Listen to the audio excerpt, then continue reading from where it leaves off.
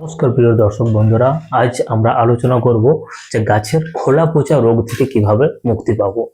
আমরা অনেক সময় দেখে থাকি যে গাছের গোড়ার দিকের অংশটা ভীষণভাবে পচে যায় এবং কাণ্ডটা গলে যায়। এই রোগ বেশি বেশি দেখতে পাই আমরা। এই রোগ আমরা যখন তরমুজ চাষ করি সেই সময় দেখতে পাই। আবার এই রোগ দেখা যায় বর্ষার ধানে সাধারণত বেশি দেখা যায়। এবং আবার এই রোগ আমরা দেখতে পাই নানা রকম শাকসবজি চাষ করার ক্ষেত্রে। তাহলে কোন গোড়া পচা আটকানোর জন্য কি ওষুধ প্রয়োগ করব সেইটি নিয়ে আমি আজ ডিসকাশন করব।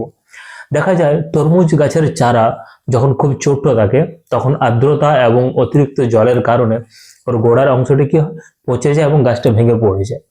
এই গোড়া পচাটা আটকানোর জন্য কোন ওষুধ সবচেয়ে ভালো? এই সময় আমরা ইউজ করব থিওফেনেট মিথাইল।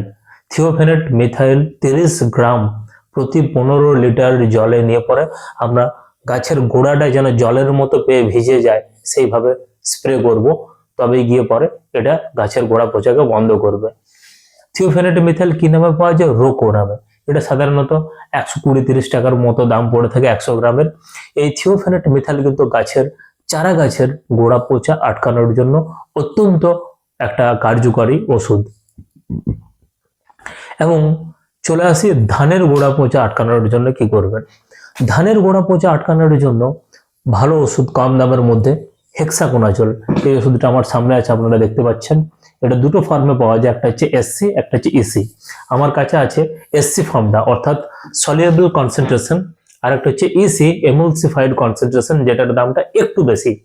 এবং এই হেক্সাকোনাজল 5% এসসি এই ওষুধটা আমরা 35 ml করে যদি প্রতি 15 লিটার জলে নিয়ে পরে স্প্রে করি, তাহলে ধান গাছের যে গোড়া, সে গোড়ার পচন ক্রিয়াটা বন্ধ হয়ে যাবে এবং গোড়াটা শুকনো টাইট হয়ে যাবে। অনেক সময় কি হয়, বাড়িতে লাউ গাছ কুমড়ো গাছ আছে, দেখা যাচ্ছে গোড়াটা পচে ক্ষত হয়ে যাচ্ছে। সেই জায়গাতে যদি এই ওষুধটা অল্প পরিমাণ দিয়ে দিই, গাছের গোড়াটা কিন্তু টাইট হয়ে যাবে। এবং এই হেক্সাকোনাজল এখন বর্তমানে একটা দানা ভার্সনে পাওয়া যায়, যেটার নাম হচ্ছে হেক্স 75।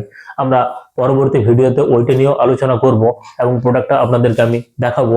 সেই হেক্স 75ও যদি আমরা 5 গ্রাম করে নিয়ে স্প্রে করি, খুব সুন্দরভাবে গোড়া পচা ছেড়ে যায় এবং দীর্ঘদিন কাজ করে। এবং ধানের গোড়া পচা আটকানোর জন্য একটা ভালো ওষুধ হচ্ছে থিওফেনেট মিথাইল নয়, থিয়াফুজামাইড। টেকনিক্যাল নামগুলো প্রায় সেমই, এতগুলো নাম মানে বাই মিস্টেক বেরিয়ে গেল। তাহলে সে হচ্ছে ওষুধটার নাম হচ্ছে থিয়াফুজামাইড। থিয়াফুজামাইড ধানের গোড়া পচাতে খুব ভালো কাজ করে। এবং এটা যদি 15 ml দিয়ে পরে ইউজ করেন 15 লিটার ট্যাঙ্কির জলে, আপনার কিন্তু একবার প্রয়োগ করলে 1 মাসের ওপরে গোড়া পচা থেকে বিদায় নিয়ে নেবেন। এবং এর থেকে আর একটু উন্নত এবং দামি ওষুধ, সেটা হচ্ছে কাসুকামাইসিন প্লাস থিওফুজামাইড। এই দুটো ওষুধের সংমিশ্রণ। কাসুকামাইসিন থাকবে, অর্থাৎ এটা মাইসিন ব্যাকটেরিয়া জাতীয় সমস্ত রোগকে বন্ধ করবে, এবং থিওফুজামাইডটা গোড়া পচা রোগকে আটকাবে। এবং ধানের ক্ষেত্রে আমরা বর্ষার ধানের সময় থোড় আসার আগে যদি অ্যাজোক্সিস্ট্রোবিন টেবুকোনাজল কি অ্যাজোক্সিস্ট্রোবিন ডাইফেনোকোনাজল আগে থেকেই প্রয়োগ করে দিই, এটাও কিন্তু ধানের গোড়া পচা রোগকে আসতে দেয় না। আগে থেকে যদি আপনি দিয়ে রাখেন, তাহলে কিন্তু আর এই সমস্যাটা দেখতে পাবেন না। দেখবেন যতই বর্ষা হোক, যতই বৃষ্টি হোক, যতই জলের মধ্যে থাকুক, গোড়া পচা রোগটা যেন আসেই নেই। তাহলে এই ওষুধগুলো প্রয়োগ করার মধ্য দিয়ে আমরা গোড়া পচা থেকে মুক্তি পাই। এবং লতানো গাছের ক্ষেত্রে একটা রোগ দেখা যায়, যেটা মানুষ অনেক সময় গোড়া পচে ভাবে, কিন্তু এটা গোড়া পচা রোগ নয়। যেটা দেখা যায় কুমড়ো বা শশা বা তরমুজের ডাঁটাটা মাঝখানে ফেটে যাচ্ছে এবং ক্ষীর বেরিয়ে আসছে, দেখে যেন মনে হবে কেউ ডাঁটার মাঝে ব্লেড মেরে দিয়েছে।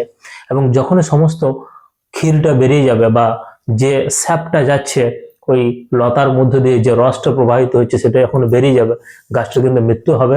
এবং যদি ফল ধরা অবস্থায় থাকে, ফলগুলো শুকিয়ে যাবে, গাছটাও শুকিয়ে যাবে। এটা সাধারণত একটা রোগ, এবং এটা হচ্ছে একটা স্টেম বাইট রোগ। এবং এই রোগে কি হয়, গাছের কাণ্ড থেকে রসটা বেরিয়ে যায়। এবং এইটাকে আটকানোর জন্য ভালো ওষুধ হচ্ছে ক্লোরোথ্যানোনিল। সিনজেন্টা কোম্পানির কবজ নামে পাওয়া যায়। ক্লোরোথ্যানোনিল দিয়ে যদি আপনারা স্প্রে করেন, এর সঙ্গে যদি একটু অ্যাজোক্সিস্ট্রোবিন টেবুকোনাজল নেন, তাহলে কিন্তু এই রোগ আপনার থেমে যাবে, আপনি এই গোড়া পচা রোগ থেকে মুক্ত পাবেন। এবং এইভাবেই আপনারা এই ওষুধগুলোর প্রয়োগের মাধ্যমে গোড়া পচা রোগ থেকে অনায়াসেই গাছকে রক্ষা করতে পারবেন। অর্থাৎ থিওফেনেট মিথাইলও একটা ভালো কার্যকর ওষুধ গোড়া পচা আটকানোর জন্য চারা গাছের ক্ষেত্রে। এবং ধানের ক্ষেত্রে হেক্সাকোনাজল, থিয়াফুজামাইড বা হেক্সাভ্যালিডো বলেও একটা ওষুধ পাওয়া যায়, যেটা কিনা হেক্সাকোনাজল এবং ভ্যালিডামাইসিনের মিশ্রণ থাকবে। এবং হেক্সাকোনাজলের সবচেয়ে বিখ্যাত এবং দামি ওষুধ হচ্ছে কন্টাক্ট প্লাস, টাটা কোম্পানির, যার দাম অনেক বেশি। প্রায় ওটা কন্টাক্ট প্লাস নিতে গেলে আমাদের খরচা পড়বে প্রায় 530-40 টাকার মতো প্রতি লিটারে খরচা আসে।